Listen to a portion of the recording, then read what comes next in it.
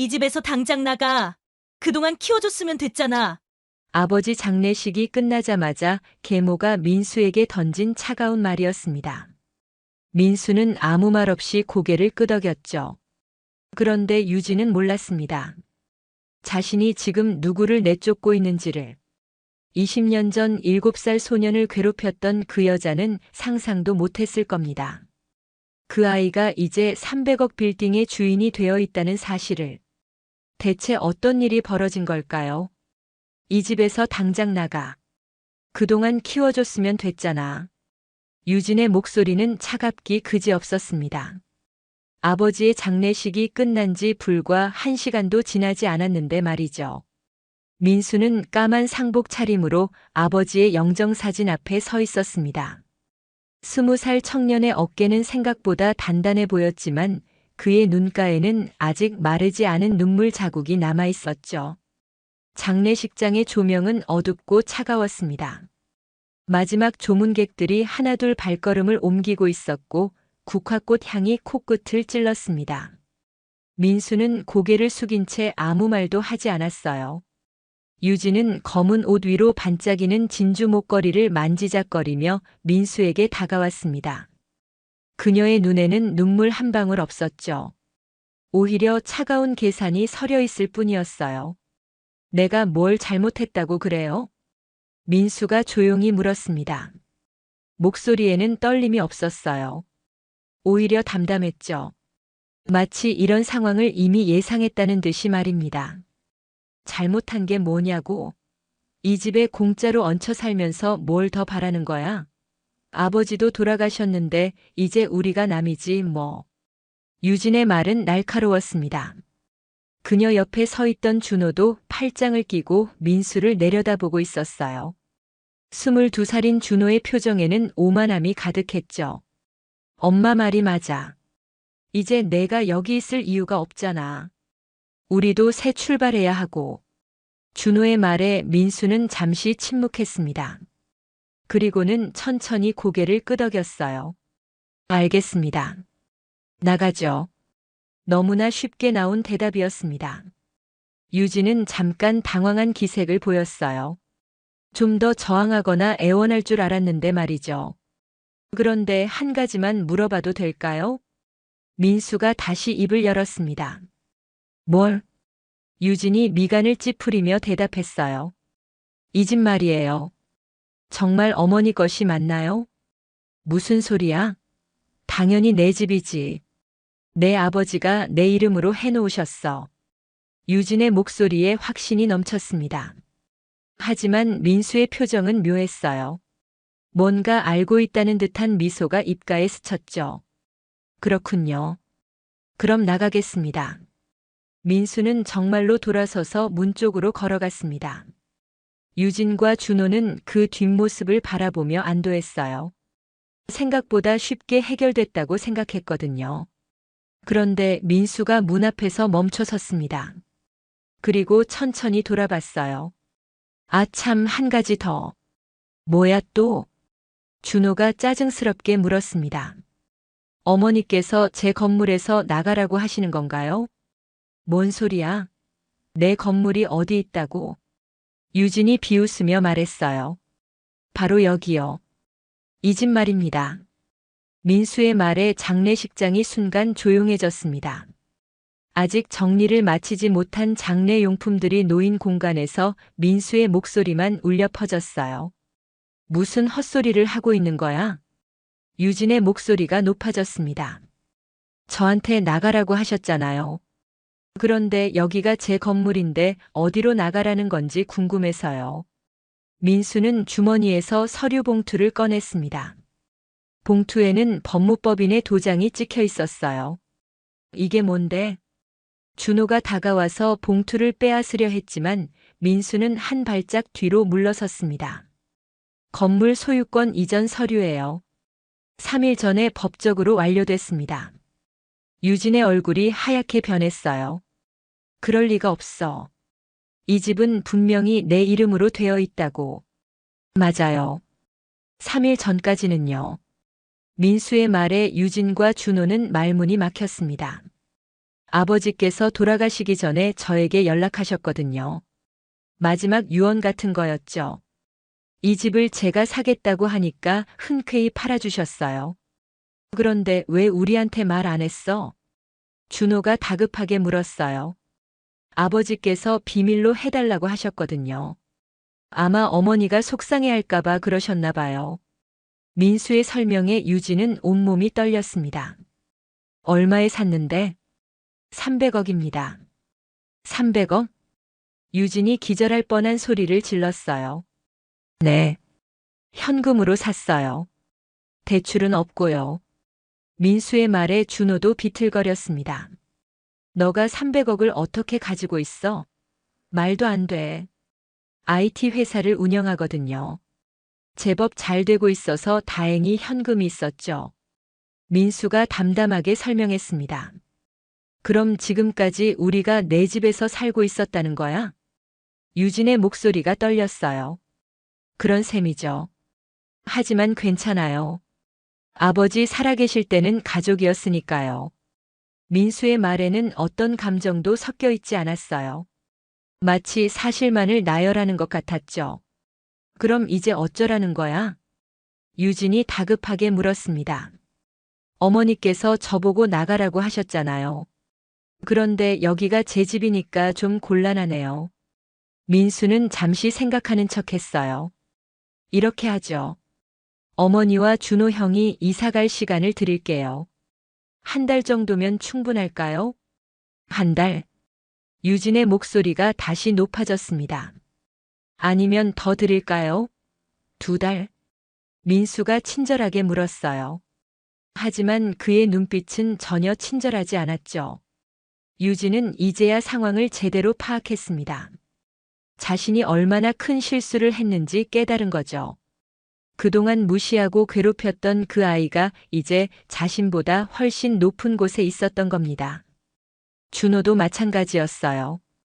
형이라고 부르며 우쭐댔던 그 동생이 알고 보니 300억을 현금으로 가지고 있는 젊은 CEO였던 거죠. 어떻게 이런 일이? 유진이 중얼거렸습니다. 인생이 참 묘하죠. 어머니께서 저를 내쫓으려고 하시는데 알고 보니 제가 집주인이었다니. 민수의 말에 유진은 더 이상 할 말이 없었어요. 그럼 저는 이만 가보겠습니다. 어머니께서 나가라고 하셨으니까요. 아, 참, 제 집이긴 하지만 오늘 하루는 괜찮으니까 편히 쉬세요. 민수는 정말로 문을 향해 걸어갔습니다. 그리고 문을 열기 직전에 다시 한번 돌아봤어요. 20년 전에 7살 아이였던 제가 기억하는 건 많지 않아요. 하지만 한 가지는 확실해요. 그때부터 이미 제 길을 걷고 있었다는 거죠. 엄마, 이 노래 뭐예요? 7살 민수가 부엌 문턱에 서서 물었습니다. 어머니는 창문으로 비치는 따스한 햇살을 등에 받으며 밥을 짓고 있었어요. 그녀의 입에서는 잔잔한 멜로디가 흘러나오고 있었죠. 코스모스 피어있는 정원에서라는 노래야. 엄마가 어렸을 때 할머니가 불러주셨던 거지. 어머니의 목소리는 낮고 달콤했습니다. 쌀을 씻는 물소리와 어우러져 민수에게는 세상에서 가장 아름다운 음악이었어요. 저도 배우고 싶어요.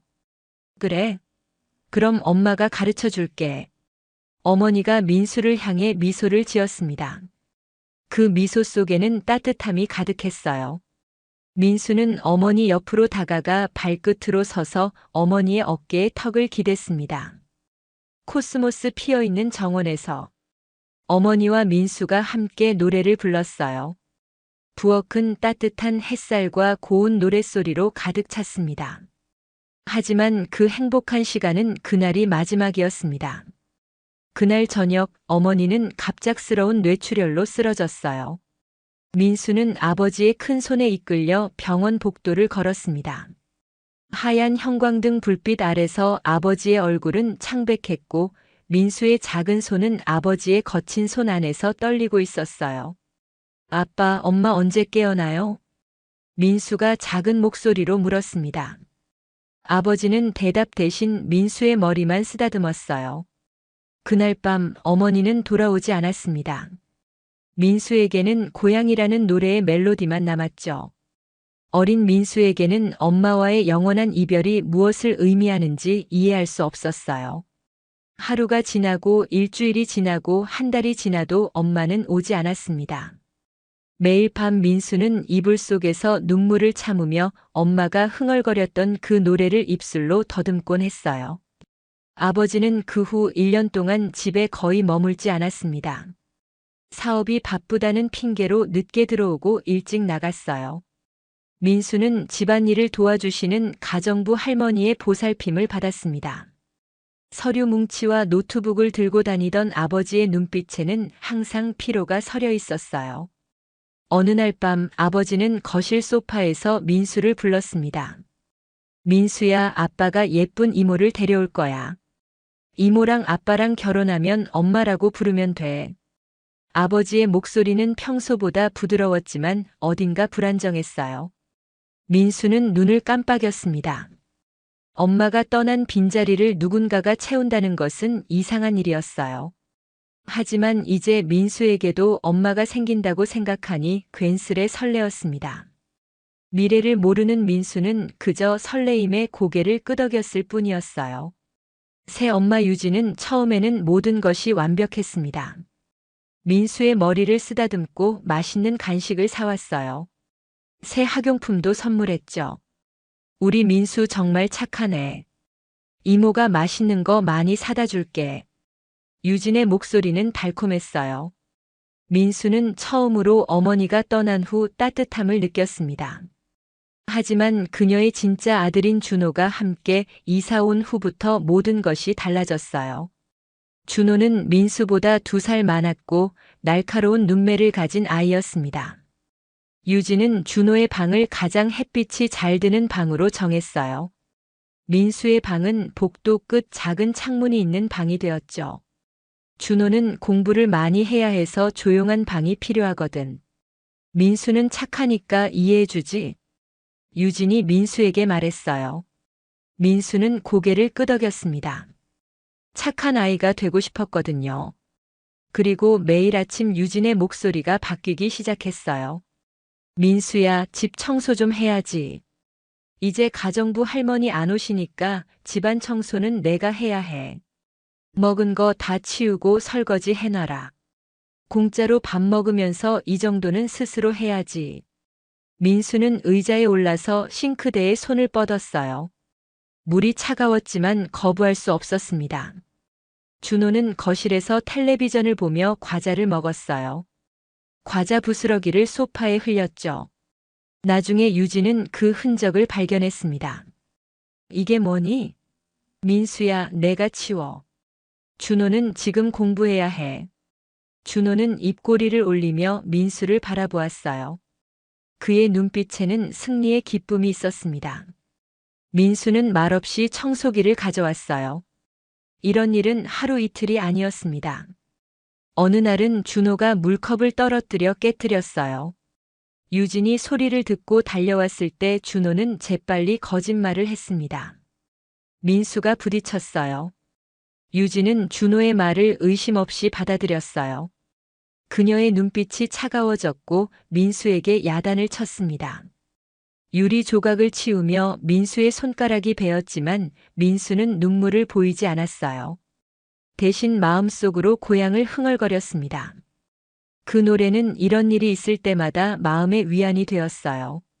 소리 내지 않고 입술만 움직이며 민수는 자신을 지키는 방법을 찾아냈습니다. 민수가 10살이 되었을 때 아버지는 해외 출장이 더 잦아졌어요. 한 달의 절반은 집을 비웠고 집에 있을 때도 유진과 대화하는 시간이 대부분이었습니다. 민수가 아버지와 함께하는 시간은 일요일 아침뿐이었는데 그마저도 유진이 자신의 아들 준호를 끼워 넣곤 했어요. 민수는 자신이 점점 더 가족의 테두리 밖으로 밀려나고 있음을 느꼈습니다. 학교에서 돌아와 집 현관문을 열 때마다 민수의 가슴은 무거웠어요. 집이라는 공간이 항상 불안하게 만들었습니다. 유진은 민수에게 엄마라고 부르라고 했지만 민수는 이모라고 불렀어요. 그럴 때마다 유진의 눈썹이 꿈틀거렸지만 아버지 앞에서는 아무 말도 하지 않았습니다. 하지만 아버지가 없을 때 유진은 자신이 진짜 이 집의 주인임을 민수에게 각인시켰어요. 준호의 옷은 항상 새 것이었지만 민수의 옷은 헌 것이거나 세일할 때 구매한 것들이었어요. 식탁에서도 준호의 그릇에는 항상 더 많은 고기가 담겼고 민수의 그릇에는 채소가 더 많았습니다. 작은 차별이 쌓이고 쌓여 민수의 마음에 깊은 상처를 만들었어요. 12살이 되었을 때 민수는 학교 합창부에 들어갔습니다. 그 이유는 단 하나, 고향을 제대로 부르고 싶어서였어요.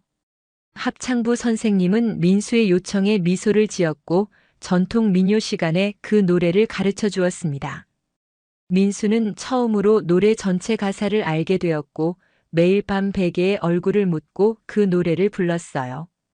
그것은 엄마와의 유일한 연결이었고 힘들 때마다 민수를 지탱해주는 힘이었습니다. 유진과 준호는 민수의 이런 습관을 이상하게 여겼지만 민수는 아랑곳하지 않았어요. 세상에서 가장 소중한 기억을 지키는 일이었으니까요. 하루는 준호가 민수의 방에 몰래 들어와 그 모습을 발견했습니다. 다음 날 준호는 아침 식탁에서 민수의 노래를 흉내내며 놀렸어요. 유진은 비웃음을 참지 못했고 민수의 얼굴은 붉게 물들었습니다. 그날 이후 민수는 더 작은 목소리로 때로는 마음속으로만 그 노래를 불렀어요. 하지만 결코 멈추지는 않았습니다. 14살 겨울 서리가 창문을 뒤덮은 날이었습니다. 아버지는 일주일째 상해 출장 중이었고 집안의 권력 균형은 완전히 유진에게 기울어져 있었어요. 민수는 학교에서 돌아와 현관문을 열자마자 이상한 긴장감을 느꼈습니다.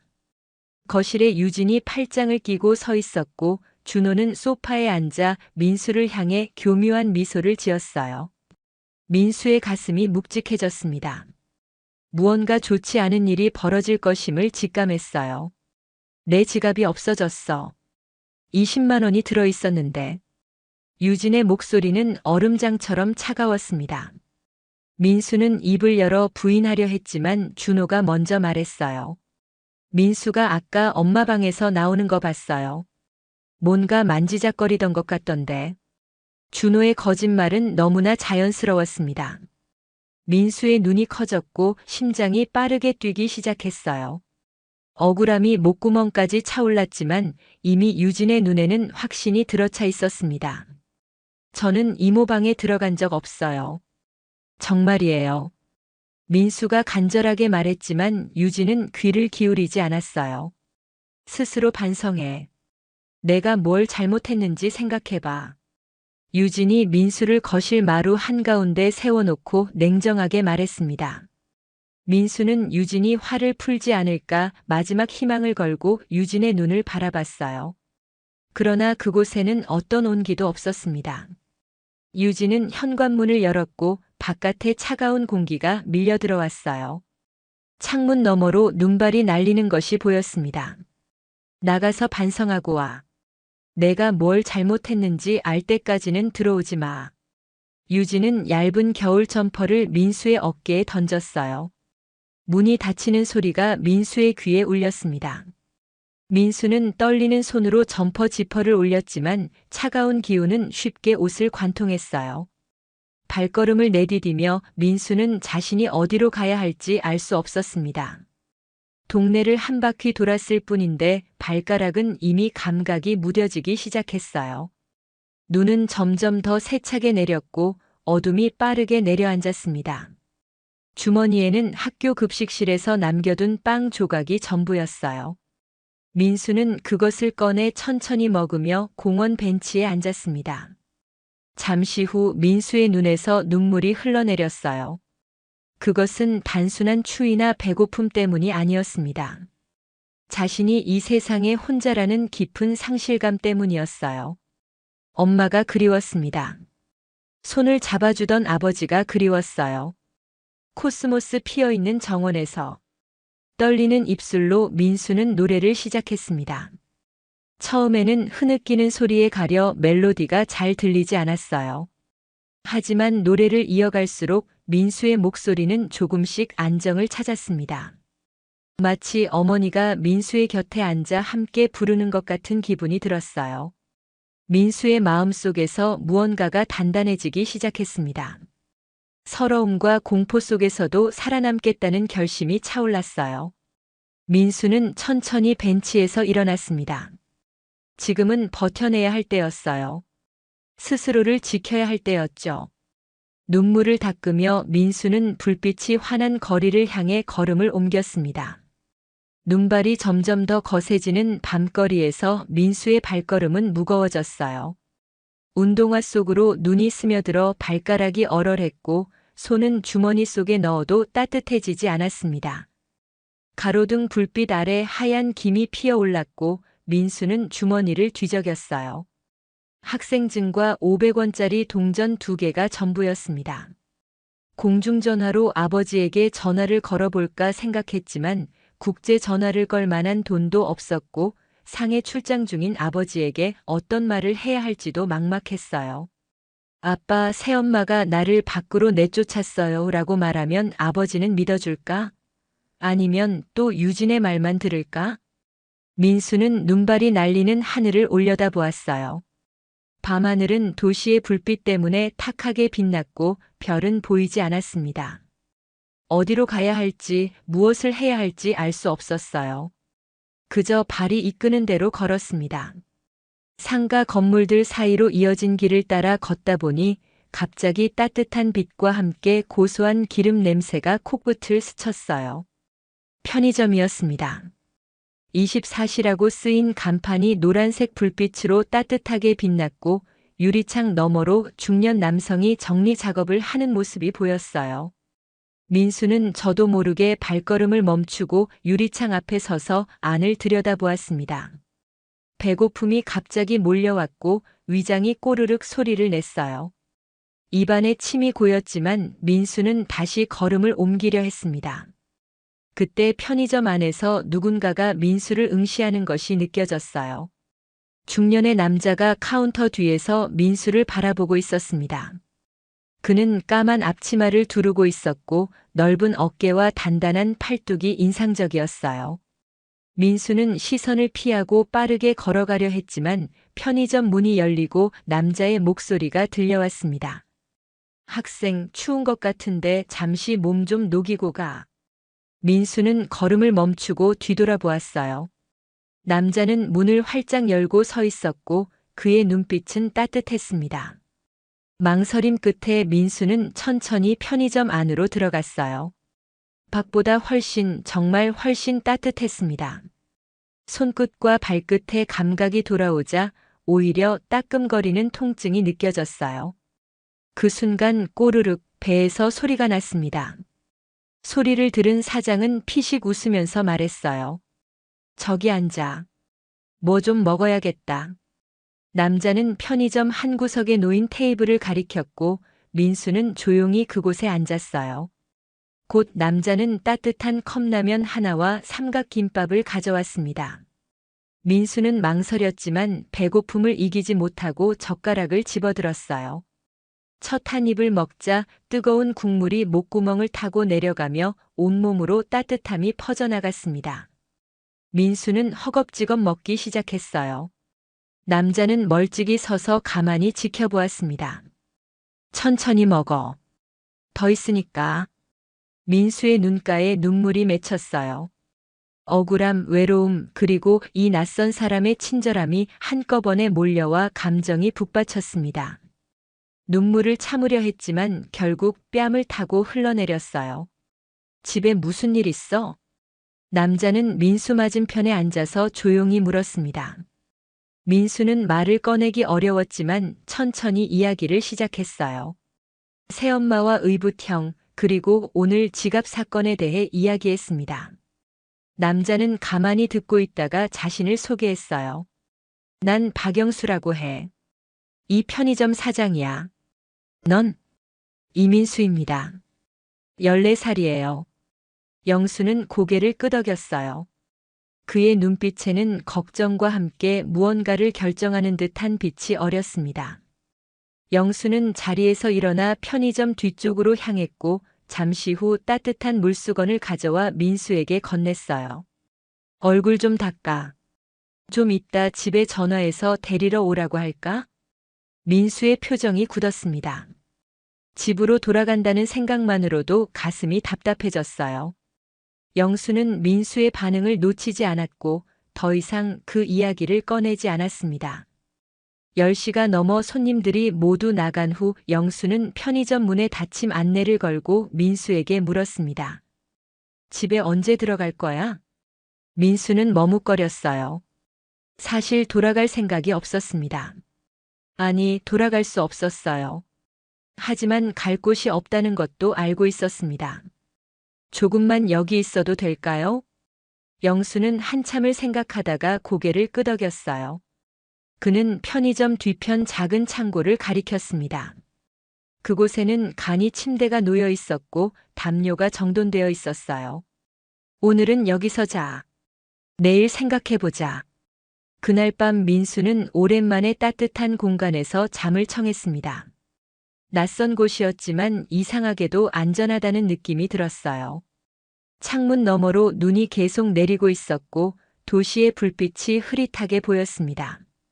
잠들기 전 민수는 울음을 참으며 고향을 작게 흥얼거렸어요. 다음 날 아침 영수가 민수를 깨웠습니다. 아침 먹어야지.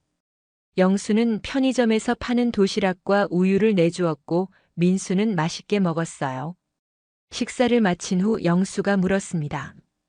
집에 전화해봤어? 걱정하고 있을 텐데. 민수는 고개를 저었어요. 영수는 더 묻지 않았습니다. 대신 편의점 청소를 시작했고 민수도 자연스럽게 도왔어요. 바닥을 쓸고 진열대를 닦는 일이 어렵지 않았고 오히려 마음이 편안해졌습니다. 점심 무렵 영수의 아내 혜정이 편의점에 왔어요. 그녀는 민수를 보고 놀랐지만 영수가 상황을 설명하자 금세 이해하는 눈빛을 보냈습니다. 밥은 먹었어? 더 필요한 거 없어? 혜정의 목소리는 부드럽고 다정했어요. 민수는 오랜만에 진짜 어른의 따뜻함을 느꼈습니다. 그날 저녁 영수는 민수를 불러 진지한 이야기를 했어요. 영수는 민수가 집 상황을 자세히 설명해 주길 바랐고 민수는 조금씩 마음을 열었습니다. 이야기를 다 들은 영수는 한숨을 쉬었어요. 힘들었겠다. 하지만 집에 연락은 해야 해. 영수의 권유로 민수는 집에 전화를 걸었습니다. 유진이 전화를 받았고 예상과 달리 그녀는 크게 화내지 않았어요. 어디 있든 상관없어. 집에 오지 않아도 돼. 오히려 조용해서 좋네. 전화를 끊은 후 민수는 복잡한 감정에 휩싸였어요. 한편으로는 자신을 찾지 않는 유진의 태도에 상처받았지만 다른 한편으로는 이상한 해방감을 느꼈습니다. 영수는 민수의 표정을 살피며 물었어요. 집에 안 가도 된대? 민수는 고개를 끄덕였습니다. 영수는 혜정과 눈빛을 교환하더니 결정을 내렸어요. 당분간 여기서 지내도 좋아. 하지만 학교는 계속 다녀야 해. 민수의 가슴에 작은 희망이 피어올랐습니다. 민수는 문득 용기를 내어 물었어요. 저 여기서 일할 수 있을까요? 제가 할 수 있는 일이라면 뭐든지 하겠습니다. 영수는 놀란 듯 민수를 바라보았어요. 그의 눈빛에는 망설임과 함께 무언가를 판단하는 날카로움이 있었습니다. 민수는 자신의 14살 나이가 걸림돌이 될 것임을 알았지만 그럼에도 불구하고 간절함을 숨기지 않았어요. 너무 어리지 않니? 14살이면 중학생이잖아.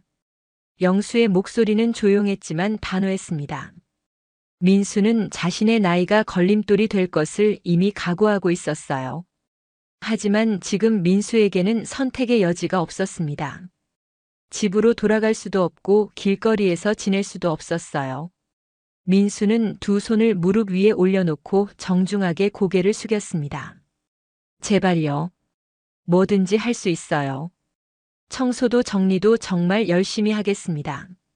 민수의 목소리는 떨리지 않았어요. 민수는 이미 울음을 참는 데 익숙했고 감정을 드러내는 것보다 차분히 자신의 의지를 보여주는 것이 중요함을 본능적으로 알고 있었습니다. 영수는 잠시 침묵했어요. 그의 눈빛이 멀리 과거 어딘가를 향하는 듯 했습니다. 나도 내 나이 때 이랬어. 영수의 목소리에 묘한 그리움이 섞여 있었어요.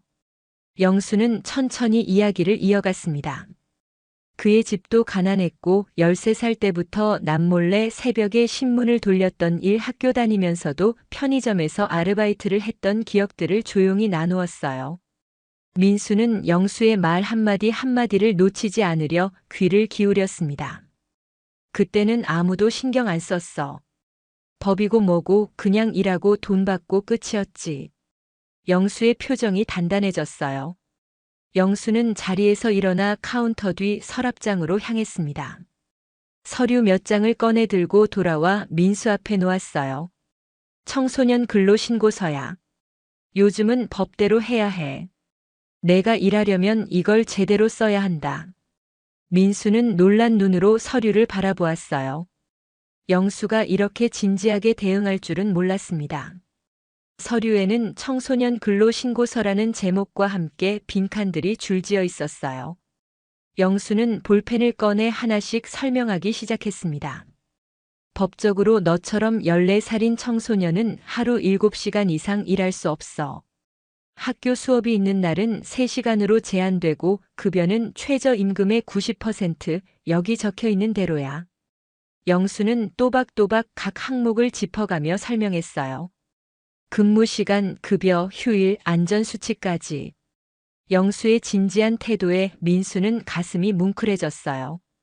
자신을 어른으로 한 사람으로 대해주는 느낌이었습니다. 유진과 준호에게서는 결코 느끼지 못했던 존중감이 피어올랐어요. 우리 편의점은 규모가 작아서 너를 정식 직원으로 고용할 여력이 많지 않아. 하지만 내가 필요하다면 법에 맞게 계약하고 일할 수 있게 해줄게. 영수는 잠시 멈추고 민수의 눈을 똑바로 바라보았어요. 그의 눈빛은 따뜻하면서도 진지했습니다. 넌 소중한 사람이야. 대충 일하면 안 돼.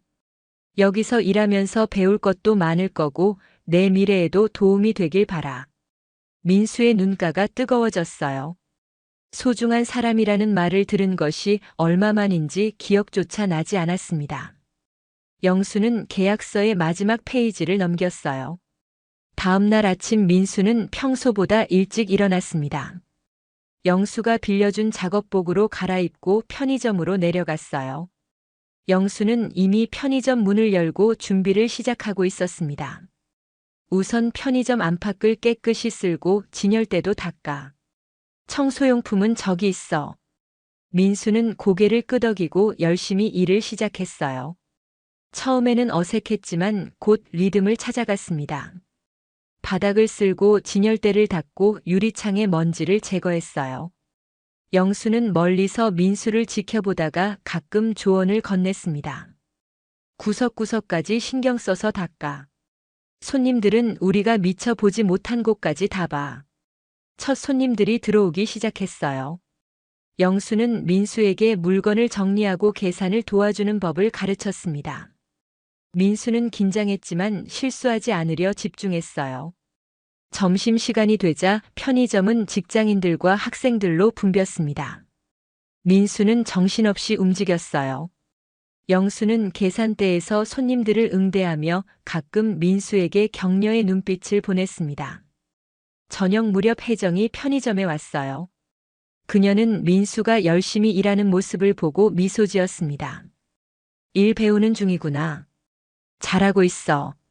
민수는 수줍게 고개를 끄덕였어요. 혜정은 민수에게 간식을 건네며 잠시 쉬라고 권했습니다. 편의점 한 구석에 앉아 간식을 먹으며 민수는 문득 이 공간이 낯설게 느껴지지 않는다는 것을 깨달았어요. 하루 만에 이곳은 이상하게도 편안한 장소가 되어 있었습니다. 창밖으로 영수와 혜정이 이야기를 나누는 모습이 보였어요. 그들의 표정은 진지했지만 눈빛은 따뜻했습니다. 아마도 자신에 관한 이야기겠지만 민수는 이상하게 불안하지 않았어요. 마감 시간이 되자 영수는 민수에게 오늘의 일을 마무리하는 법을 가르쳤습니다. 진열대 정리, 바닥 청소, 재고 확인까지. 모든 일이 끝나고 영수는 작은 봉투를 건넸어요. 오늘 일한 거야. 나머지는 매주 금요일에 정산할게. 민수는 처음으로 자신이 번 돈을 받아들였습니다. 비록 적은 금액이었지만 그 무게는 어떤 선물보다 무거웠어요. 그것은 단순한 돈이 아니라 자신의 노력과 가치에 대한 인정이었습니다. 민수는 감사 인사를 전하고 편의점 뒤편 작은 방으로 향했어요. 그날 밤 이불을 덮고 누운 민수의 가슴 속에는 오랜만에 따뜻함이 피어올랐습니다. 이곳은 집보다 훨씬 작고 소박했지만 이상하게도 더 따뜻하게 느껴졌어요. 창문 너머로 도시의 불빛이 반짝이고 있었고 민수는 긴 한숨을 내쉬었습니다. 눈을 감기 전 민수는 오늘 하루를 떠올렸어요. 영수의 진지한 표정, 계약서의 무게, 처음으로 받은 임금의 느낌까지. 그리고 문득 깨달았습니다. 이것이 새로운 시작이라는 것을. 봄이 오고 민수의 생활은 규칙적인 리듬을 찾아갔습니다. 학교가 끝나면 곧장 편의점으로 향했고 앞치마를 두르는 순간 민수의 발걸음은 가벼워졌어요. 편의점에서의 시간은 단순한 일이 아닌 새로운 세계를 배우는 과정이었습니다. 처음에는 계산기 사용법부터 배웠어요. 바코드를 찍고 금액을 확인하고 거스름돈을 계산하는 일이 처음에는 어려웠지만 점차 익숙해졌습니다. 재고 관리도 중요한 업무였어요. 어떤 상품이 언제 떨어지는지 파악하고 미리 주문해야 했습니다. 영수는 민수에게 꼼꼼하게 가르쳤어요. 손님들이 자주 찾는 상품은 눈에 잘 띄는 곳에 배치해야 해. 그리고 유통기한도 항상 확인해야 하고. 민수는 영수의 가르침을 하나하나 마음에 새겼습니다. 한 달이 지나자 민수는 혼자서도 편의점을 운영할 수 있을 정도가 되었어요. 손님 응대도 자연스러워졌고 복잡한 업무도 척척 해냈습니다. 어느 날 영수가 민수에게 말했어요. 너 정말 빨리 배우는구나. 내가 처음 편의점 일할 때보다 훨씬 낫다. 영수의 칭찬에 민수는 뿌듯함을 느꼈어요. 더 나아가 민수는 자신만의 아이디어를 제안하기 시작했습니다. 사장님, 학생들이 많이 오는 시간대에 할인 이벤트를 해보면 어떨까요? 영수는 민수의 제안에 관심을 보였어요. 어떤 식으로? 학생증 보여주면 음료수나 과자 10% 할인해주는 거예요. 주변에 학교가 많잖아요. 영수는 고개를 끄덕이며 민수의 아이디어를 받아들였습니다. 첫 주는 큰 변화가 없었지만 둘째 주부터 방과 후 학생들이 하나둘 모여들기 시작했어요. 셋째 주에는 인근 중학교 학생들이 단체로 찾아왔고 편의점은 웃음소리로 가득 찼습니다. 민수의 두 번째 아이디어는 더 대담했어요. 사장님, SNS 계정 만들어서 홍보해보면 어떨까요? SNS? 그게 뭐야? 영수가 고개를 갸웃했습니다. 인스타그램이나 페이스북 같은 거예요. 사진 올리고 이벤트 알리고. 민수는 자신의 핸드폰으로 다른 편의점들의 SNS 계정을 보여줬어요. 영수는 처음에는 이런 온라인 활동에 회의적이었지만 젊은 고객들이 늘어나는 것을 보며 생각을 바꾸었습니다. 너 덕에 편의점이 활기를 찾았다. 영수의 한마디는 민수에게 무엇보다 값진 칭찬이었어요. 민수의 눈빛이 반짝였고 어깨가 조금 더 펴졌습니다. 함께 일하는 시간이 늘어날수록 영수는 민수에게 더 많은 일을 맡겼고 그만큼 신뢰도 깊어졌어요. 혜정도 민수를 더욱 가족처럼 대해주었습니다. 가끔 그녀는 특별히 준비한 반찬을 들고 와서 민수에게 건넸고 겨울이 다가오자 직접 뜬 목도리를 선물하기도 했어요. 민수가 감기에 걸렸을 때는 약을 사다 주고 죽을 끓여주기도 했습니다. 그녀의 따뜻한 손길은 민수에게 오래 잊고 있던 모성의 온기를 느끼게 해주었어요. 밥은 제대로 먹고 다녀. 우리가 가족이야. 혜정의 말에 민수는 말없이 고개를 끄덕였지만 가슴속에서는 뜨거운 것이 북받쳐 올랐습니다. 가족이라는 단어가 이토록 따뜻하게 느껴진 적이 있었을까요? 민수는 이 두 사람에게 어떻게 보답해야 할지 고민했고 그 답은 더 열심히 배우고 성장하는 것이라고 결론 지었어요. 일을 마치고 돌아온 늦은 밤 민수는 종종 책을 읽었습니다. 처음에는 영수가 건넨 경영 관련 책이었지만 점차 관심사가 넓어져 마케팅, IT, 경제 관련 책들을 찾아 읽기 시작했어요. 도서관에서 빌려온 책들을 밤늦게까지 읽으며 민수는 새로운 세계를 발견했습니다. 특히 IT 관련 책은 민수에게 새로운 관점을 제공했고 미래에 대한 구체적인 꿈을 키우게 했어요. 16살을 맞은 날 영수와 혜정은 작은 파티를 열어주었습니다. 케이크와 함께 그들이 건넨 선물은 중고 노트북이었어요. 영수가 수줍게 웃으며 말했습니다. 내가 계속 컴퓨터 공부하고 싶다고 해서. 중고지만 성능은 괜찮을 거야. 민수는 노트북을 받아들고 진심으로 감사함을 표현했어요. 그날 밤 새 노트북을 켜둔 민수의 마음속에는 작은 씨앗 하나가 움텄습니다. 언젠가 자신의 사업을 하고 싶다는 꿈이었어요. IT 회사일 수도 다른 종류의 사업일 수도 있었지만 분명한 것은 영수에게 배운 정직함과 따뜻함을 담은 사업이길 바란다는 것이었어요. 시간은 빠르게 흘렀고 민수는 점점 더 편의점에 없어서는 안 될 존재가 되어갔습니다. 영수가 잠시 자리를 비울 때면 민수가 편의점을 책임졌고 복잡한 업무도 혼자서 처리했어요. 어느새 민수는 편의점의 얼굴이 되어 있었고 단골 손님들은 종종 민수를 찾곤 했습니다. 민수가 있네. 저번에 추천해준 라면이 정말 맛있었어. 이렇게 칭찬받을 때마다 민수의 가슴은 뿌듯함으로 부풀어 올랐어요. 그것은 단순한 기쁨이 아니었습니다. 자신의 존재가 누군가에게 가치 있게 여겨진다는 사실, 그리고 자신의 노력이 인정받는다는 느낌은 민수에게 새로운 종류의 자신감을 불어넣었어요. 더 이상 자신을 남들보다 못한 존재라고 여기지 않게 되었고, 오히려 무언가를 배우고 성장하는 과정에서 기쁨을 찾게 되었습니다. 민수는 가끔 고향을 부르곤 했어요. 하지만 이제 그 노래는 슬픔과 그리움만을 담고 있지 않았습니다. 그것은 민수의 과거이자 현재, 그리고 미래로 향하는 길의 반주가 되었어요. 어머니의 기억은 여전히 소중했지만 이제 그 기억은 민수를 붙잡아 두는 무게가 아닌 앞으로 나아가는 힘이 되었습니다. 17번째 생일을 앞둔 어느 날 민수는 영수에게 조심스럽게 말을 꺼냈습니다. 사장님, 저 독립해도 될까요? 영수는 정리하던 상품을 내려놓고 민수를 바라보았어요. 독립? 어떤 독립? 제 온라인 사업을 시작하고 싶어요. 3년 동안 모은 돈으로 해보려고요. 민수의 말에 영수는 잠시 생각에 잠겼습니다. 뭘 할 건데? 작은 가게들을 위한 온라인 쇼핑몰을 만들어주는 거예요.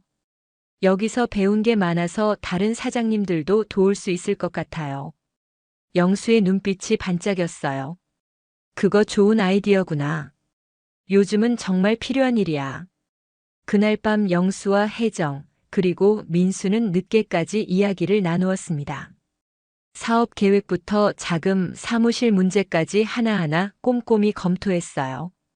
부족한 부분은 내가 도와줄 수 있어. 보증도 서주고. 영수의 말에 민수의 눈가가 뜨거워졌습니다. 혜정이 따뜻한 차를 내오며 미소를 지었어요. 우리 민수가 사장이 되는구나. 그 한마디에 민수는 더 이상 참을 수 없었어요. 눈물이 주르륵 흘러내렸습니다. 다음 날부터 준비가 시작되었어요. 사업자 등록을 하고 작은 사무실을 얻었습니다. 민수가 선택한 사업은 중소상공인들을 위한 온라인 쇼핑몰 구축 서비스였어요. 편의점에서 배운 경험을 바탕으로 작은 가게들이 온라인 진출을 할 수 있도록 돕는 것이 목표였습니다. 민수는 밤늦게 노트북 앞에 앉아 프로그래밍 공부를 했어요. 독학으로 배우는 코딩이었지만 민수의 집중력은 남달랐습니다. 자바스크립트를 차례로 익히고 있었고 간단한 웹사이트도 만들 수 있게 되었어요. 영수가 작업하는 민수 옆으로 다가왔습니다. 요즘 매일 밤늦게까지 뭐 하는 거야? 웹사이트 만드는 공부해요. 온라인 쇼핑몰을 직접 만들 수 있게요. 영수의 눈이 커졌어요. 그런 걸 내가 직접 만들어? 민수가 화면을 돌려서 보여줬습니다. 네, 이렇게 하면 작은 가게들도 쉽게 온라인으로 물건을 팔 수 있어요. 영수는 신기하다는 표정으로 화면을 바라보았어요. 정말 대단하구나. 이런 걸 어떻게 생각해냈어? 편의점에서 일하면서 배운 거예요. 고객들이 뭘 원하는지 알게 됐거든요. 민수의 겸손한 대답에 영수는 감탄했어요. 초기에는 힘들었어요. 고객을 찾는 것부터 쉽지 않았고 기술적인 문제도 많았습니다. 하지만 민수는 포기하지 않았어요. 영수에게서 배운 정직함과 끈기로 하나하나 문제를 해결해 나갔습니다. 첫 번째 고객은 동네 떡집이었어요. 사장님이 온라인으로도 떡을 팔고 싶다고 상담을 요청했습니다. 저희 떡집도 인터넷으로 팔 수 있을까요? 젊은 사람들은 다 인터넷으로 주문한다던데. 떡집 사장님의 말에 민수는 자신감 있게 대답했어요. 물론이죠. 사장님 가게에 맞는 쇼핑몰을 만들어 드릴게요. 민수는 밤새워 떡집 전용 쇼핑몰을 만들었어요. 단순하지만 실용적인 디자인이었습니다. 전통 떡의 사진을 예쁘게 배치하고 주문과 배송 시스템도 간단하게 만들었어요. 한 달 후 떡집 매출이 2배로 늘었다는 소식을 들었을 때 민수는 자신의 길이 옳다는 확신을 얻었어요. 정말 고마워요. 덕분에 우리 가게가 완전히 달라졌어요. 떡집 사장님의 감사 인사에 민수는 뿌듯함을 느꼈습니다. 입소문이 퍼지면서 다른 상점들도 찾아오기 시작했습니다. 꽃집, 정육점, 문구점까지 다양한 업종의 사장들이 민수를 찾았어요. 각각의 업종에 맞는 맞춤형 솔루션을 제공하는 것이 민수의 강점이었습니다. 꽃집에는 계절별 꽃 추천 기능을, 정육점에는 부위별 설명과 요리법을, 문구점에는 학용품 카테고리를 세분화해서 만들어줬어요. 6개월 만에 고객이 20개를 넘어섰고 민수는 직원 1명을 채용할 수 있었어요. 첫 직원은 민수보다 2살 많은 소정이었습니다. 컴퓨터를 전공한 대학생으로 민수의 사업에 관심을 보였어요. 사장님 정말 대단해요. 이런 사업을 어떻게 생각해내셨어요? 민수는 사장님이라는 호칭이 아직 어색했지만 점차 익숙해져 갔어요. 18살이 된 민수는 이제 젊은 CEO가 되어 있었습니다. 회사 이름은 스마트 솔루션이라고 지었어요. 작지만 알찬 IT 서비스 회사였습니다. 어느 날 영수가 민수의 사무실을 찾아왔어요. 너 정말 대단해졌구나. 영수가 사무실을 둘러보며 감탄했습니다. 작지만 깔끔하게 정리된 공간에 컴퓨터 몇 대와 화이트보드가 놓여 있었어요. 다 사장님 덕분이에요. 민수의 겸손한 말에 영수는 고개를 저었어요. 아니야. 이건 내가 해낸 거야. 그날 영수는 민수에게 작은 선물을 줬습니다. 3년 전 처음 맺었던 청소년 근로 계약서였어요. 기념으로 가지고 있어. 내가 얼마나 성장했는지 기억하라고. 민수는 그 계약서를 받아들고 깊은 감동을 느꼈어요. 19살이 되던 해 민수의 회사는 지역에서 가장 유명한 IT 서비스 업체가 되었습니다. 직원도 10명으로 늘어났고 더 큰 사무실로 이전했어요. 민수는 여전히 작은 상점들을 위한 서비스에 집중했습니다. 대기업보다는 소상공인들을 돕는 것이 더 의미 있다고 생각했거든요. 어느 날 민수는 특별한 결정을 했어요. 회사가 안정되고 자금도 어느 정도 모였으니 이제 정말 자신이 원하던 것을 할 때가 된 것 같았습니다.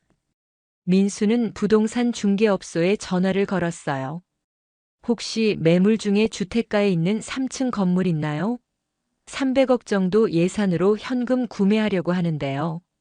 중개업소 직원은 잠시 말문이 막혔어요. 3. 300억을 현금으로요?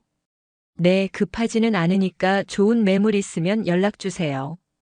전화를 끊은 민수는 창밖을 바라보며 미소를 지었어요. 사실 민수가 찾고 있는 것은 특별한 건물이었습니다. 바로 자신이 어렸을 때 살았던 그 집이었어요. 며칠 후 부동산 중개업소에서 연락이 왔습니다. 민수 대표님 말씀하신 조건에 맞는 매물이 나왔는데요. 3층 건물이고 위치도 좋습니다. 중개업소 직원이 보내준 사진을 보는 순간 민수의 심장이 뛰었어요. 그것은 바로 자신이 태어나고 자란 집이었습니다. 매입 절차는 생각보다 빠르게 진행되었어요. 민수는 현금 300억을 준비해서 그 집을 샀습니다. 계약서에 서명하는 순간 민수는 묘한 감정에 휩싸였어요. 20년 전 7살 소년이 어머니와 함께 노래를 부르던 그 부엌, 유진과 준호에게 괴롭힘을 당하던 그 거실, 눈 내리는 밤 쫓겨났던 그 현관문. 모든 것이 다시 자신의 것이 되었습니다. 하지만 이것은 복수가 아니라 성장의 증거였어요. 민수는 그 집을 새롭게 리모델링해서 회사 본사로 사용하기로 했습니다. 어머니의 기억이 담긴 부엌은 직원들을 위한 휴게실로, 자신이 괴롭힘을 당했던 거실은 창의적인 아이디어가 넘치는 회의실로 바꿀 계획이었어요. 20살 생일을 맞은 날, 민수는 영수와 혜정을 새 본사로 초대했습니다. 정말 대단하다. 내가 이런 날이 올 줄 알았어. 영수의 말에 민수는 고개를 끄덕였어요. 사장님이 가르쳐 주신 정직함이 있었기 때문이에요. 그날 밤 민수는 혼자 새 본사의 옥상에 올라갔습니다. 도시의 불빛이 반짝이는 아래로 자신이 걸어온 길이 보이는 것 같았어요. 14살의 집에서 쫓겨나 떨고 있던 그 소년이 이제는 300억 빌딩의 주인이 되어 있었습니다. 하지만 민수가 가장 자랑스럽게 생각하는 것은 건물의 가격이 아니었어요. 자신이 도운 상점들이 온라인 진출로 매출을 늘리고 더 많은 고객을 만나게 된 것이었습니다. 그것이야말로 진정한 성공이라고 생각했어요. 민수는 옥상에서 어머니가 가르쳐준 고향을 조용히 불렀습니다. 이제 그 노래는 슬픔이 아닌 희망의 노래가 되어 있었어요. 한여름의 끝자락, 민수의 회사가 순조롭게 성장하고 있을 때였습니다. 한밤중에 울린 전화벨 소리가 민수의 삶을 다시 한번 뒤흔들었어요. 아버지가 갑작스럽게 쓰러졌다는 소식이었습니다. 민수는 모든 것을 내려놓고 병원으로 달려갔지만 아버지는 이미 의식이 없는 상태였어요. 중환자실 앞 차가운 의자에 앉아 밤을 지새우는 동안 민수는 아버지와 나누지 못한 이야기들을 떠올렸습니다. 한국과 상해를 오가며 바쁘게 살았던 아버지. 영수에게서 배웠던 것처럼 민수도 아버지에게 뭔가 배우고 싶었지만 그럴 기회는 많지 않았어요. 아버지가 재혼한 후 더 멀어졌지만 여전히 민수에게는 아버지였습니다. 새벽 5시 의사가 다가와 담담한 목소리로 말했어요. 진심으로 유감입니다. 뇌출혈이 너무 심했습니다. 의사의 말은 흐릿하게 들렸습니다. 민수는 실감이 나지 않았어요. 어머니가 떠났을 때와 같은 병명, 같은 상황. 세상이 민수에게 또 한 번 잔인한 장난을 친 것 같았습니다. 민수의 눈에서 뜨거운 눈물이 흘러내렸어요. 병원 복도의 차가운 조명 아래서 민수는 아버지의 죽음을 맞이했습니다. 그리고 바로 그때 그 장면이 벌어졌던 것입니다. 장례식은 조용하게 치러졌어요.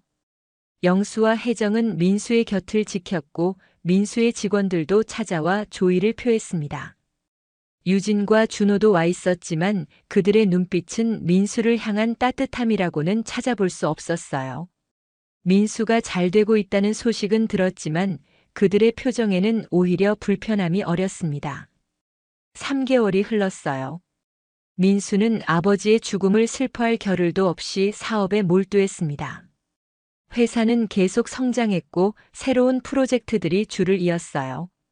그러던 어느 날 민수는 길을 지나다가 커다란 광고판을 보고 걸음을 멈췄습니다. 정직한 투자, 확실한 수익 골든 인베스트먼트. 광고 속 모델은 다름 아닌 준호였어요. 화려한 양복을 입고 자신만만한 표정으로 카메라를 응시하고 있었습니다. 민수는 이상한 기분을 느꼈어요. 설마 싶었지만 예감은 틀리지 않았습니다. 사무실로 돌아가 골든 인베스트먼트를 검색해 보니 유진과 준호는 이미 대규모 투자 설명회를 열고 있었어요. 월 30% 수익 보장이라는 문구와 함께 신문 광고까지 게재한 상태였습니다. 웹사이트에는 화려한 사무실 사진들과 성공 사례가 가득했지만 어딘가 부자연스러운 느낌이 들었어요. 영수가 소식을 듣고 민수에게 경고했습니다. 조심해라. 투자 사업은 겉모습이 전부가 아니야. 저들이 정직하게 할 거라 생각하지 않는데. 민수는 영수의 말을 가슴에 새겼어요. 그러나 공개적으로 나서서 유진과 준호를 비난하거나 방해할 생각은 없었습니다. 시장은 넓고 정당한 경쟁은 언제나 있을 수 있는 일이었으니까요.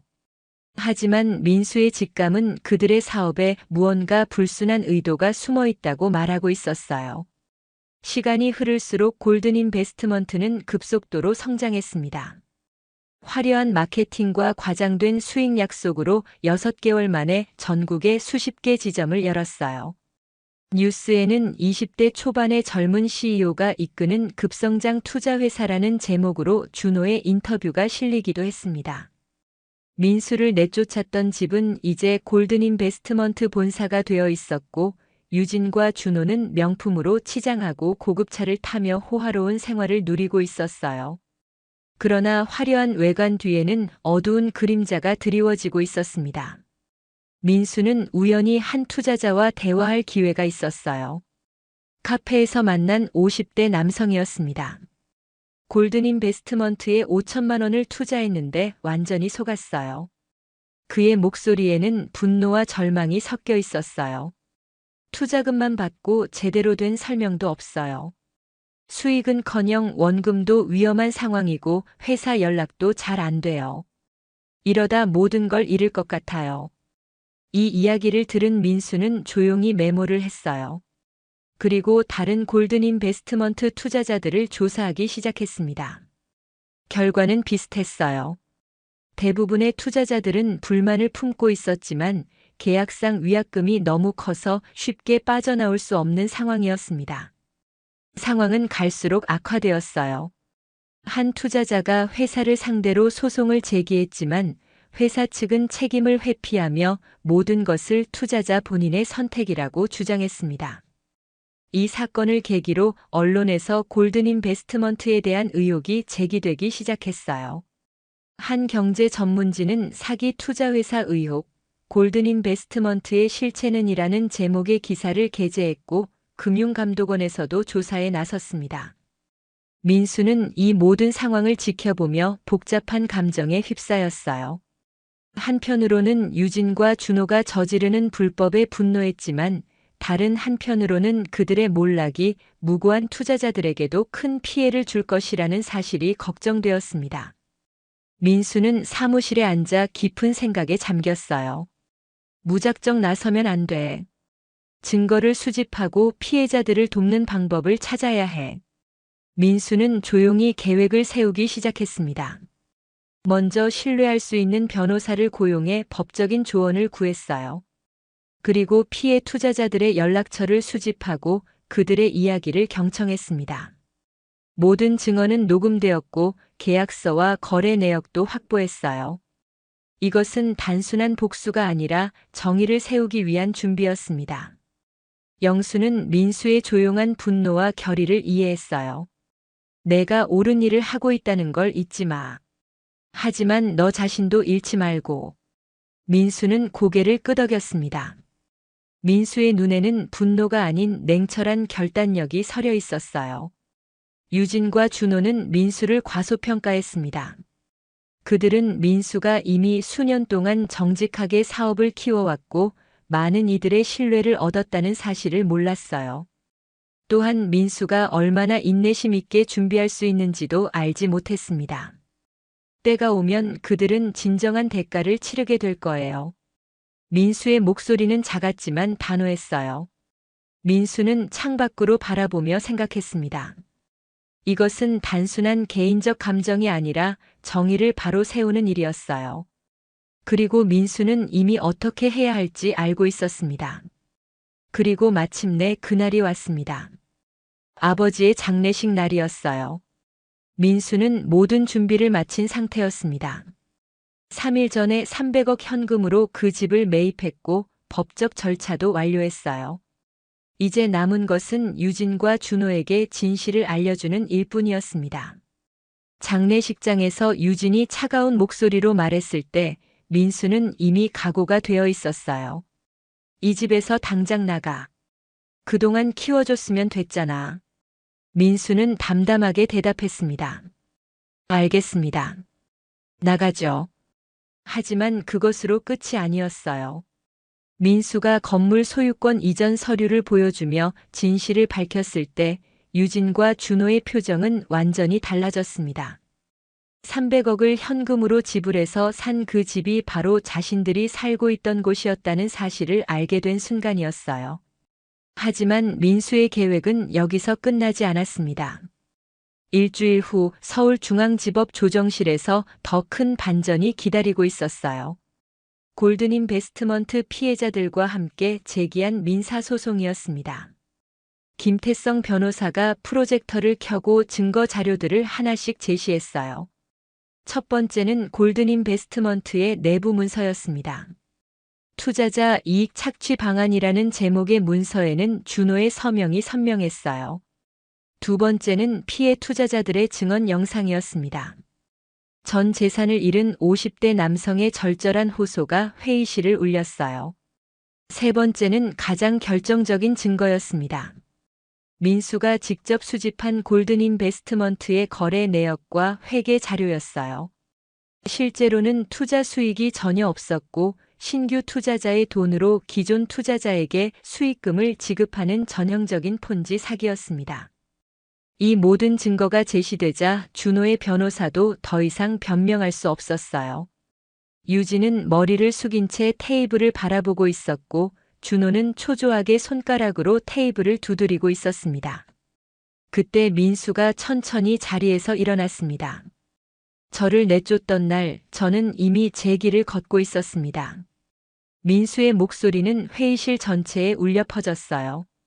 그 목소리에는 억울함이나 분노가 아닌 자신의 삶을 스스로 일구어낸 사람의 단단한 자부심이 묻어 있었습니다. 20년 전 7살 소년을 괴롭혔던 분들이 지금 무고한 투자자들에게 똑같은 일을 하고 있습니다. 하지만 이제는 제가 그분들을 보호할 수 있게 되었어요. 민수는 준비한 합의안을 테이블 위에 올려놓았습니다. 그것은 골든인베스트먼트 투자자들에 대한 완전한 피해 보상과 유진과 준호가 소유한 모든 재산의 환수를 포함하고 있었어요.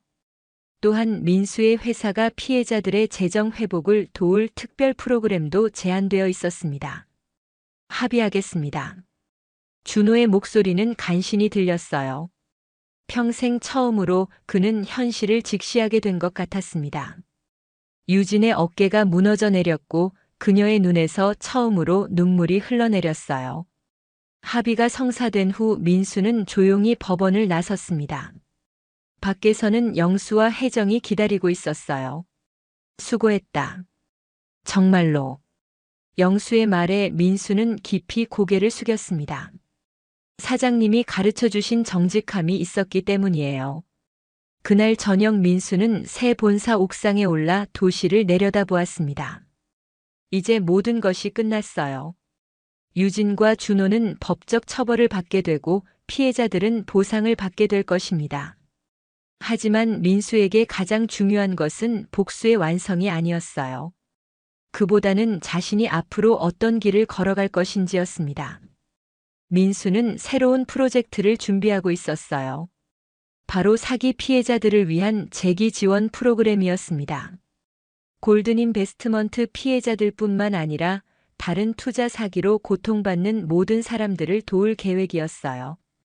또한 젊은 창업가들을 위한 멘토링 프로그램도 시작하려고 했습니다. 자신이 영수에게서 받았던 도움을 이제는 다른 사람들에게 전하고 싶었거든요. 며칠 후 민수는 영수의 편의점을 찾아갔습니다.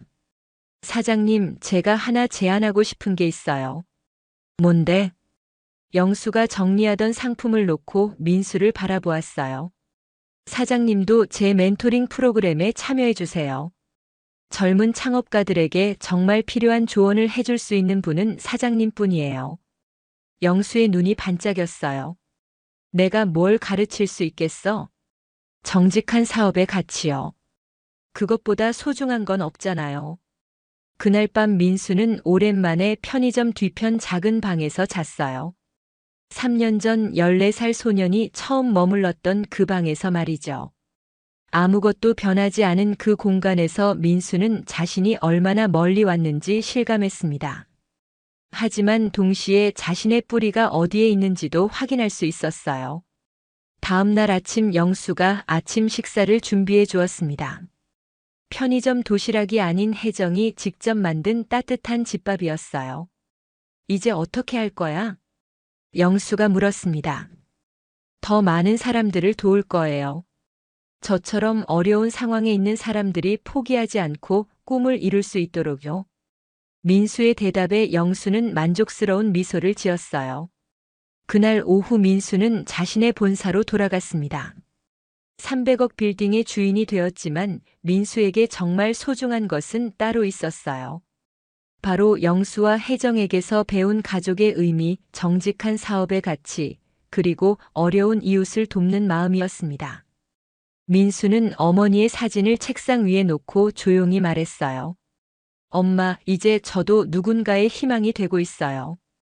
창밖으로는 도시의 불빛이 하나둘 켜지기 시작했고 민수의 마음속에는 고향의 멜로디가 잔잔히 울려 퍼졌습니다. 그 노래는 이제 슬픔이 아닌 희망과 새로운 시작을 의미했어요. 한때 민수를 괴롭혔던 상처가 이제는 민수를 더 단단하게 만들어 주었습니다. 그리고 그 단단함으로 민수는 다른 이들의 상처를 보듬어 줄 수 있게 되었어요. 민수는 내일의 일정표를 확인하며 깊은 숨을 내쉬었습니다. 내일은 또 다른 피해자를 만나는 날이었고 그곳에서 민수는 또 하나의 희망의 이야기를 만들어낼 것입니다. 이것이 민수의 새로운 여정이었고 이 여정은 지금까지 민수가 걸어온 모든 길의 의미를 완성시켜 주었어요.